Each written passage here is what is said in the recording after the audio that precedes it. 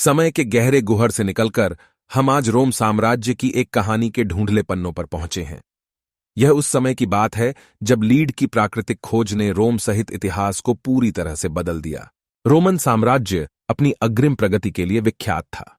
यह सम्राट का साम्राज्य उत्कृष्ट इंजीनियरिंग, निर्माण कला और सड़क निर्माण के लिए जाना जाता था।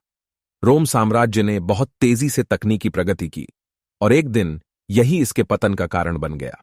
एक बार खुदाई के दौरान रोमन राज्य के कोयले मजदूर को एक अलग और नया धातु मिला। इस धातु की खासियत यह थी कि यह धातु कम तापमान पर पिघल जाता था और आसानी से आकार बदल सकता था। यह धातु कोई नहीं बल्कि लीड था। लीड रोमन्स के लिए एक वरदान रहा। रोमन्स ने लीड का प्रयोग बढ़ा दिया। बहुत सारी चीजें अब लीड से बनने लगीं। इन्होंने पानी के संचालन यानी वाटर पाइपलाइन का निर्माण भी लीड से करना शुरू कर दिया। खाना बनाने के बर्तन आदि सब लीड से बनाने लगे।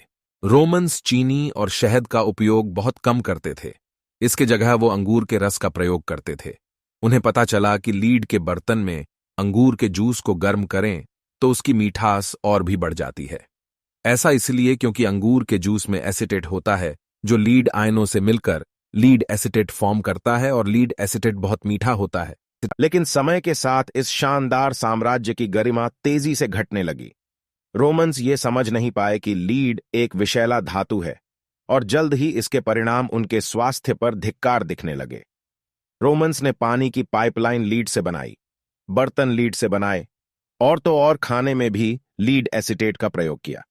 इन सभी से रोमन्स के शरीर में लीड की मात्रा बढ़ने लगी, जिसके कारण उनके सोचने की क्षमता कम होती गई। शरीर में न्यूरॉन्स कैल्शियम की मदद से एक दूसरे से संवाद करते हैं, लेकिन लीड इस कैल्शियम को रिप्लेस कर देता है, जिससे संवाद की गति या तो बढ़ जाती है या एकदम कम हो जाती है। इससे इंसान का फोकस और उसकी मेमोरी क्षमता कम हो जाती है। और यही सब रोमन्स के साथ होने लगा और एक समय आया जब रोमन एम्पायर का नामो निशान मिट गया।